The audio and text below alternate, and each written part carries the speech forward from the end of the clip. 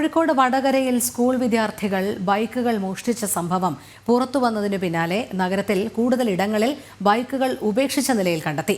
അന്വേഷണത്തെ തുടർന്ന് വിദ്യാർത്ഥികൾ ഉപേക്ഷിച്ചതാകാം ബൈക്കുകൾ എന്ന നിഗമനത്തിലാണ് പോലീസ്. ബൈക്ക് മോഷണവുമായി ബന്ധപ്പെട്ട് വടകര പോലീസ് നടത്തിയ അന്വേഷണത്തിലാണ് 5 വിദ്യാർത്ഥികൾ പിടിയിലാകുന്നത്. ഇവർ മോഷ്ടിച്ച 6 ബൈക്കുകളും കണ്ടെത്തുകയും ചെയ്തിരുന്നു.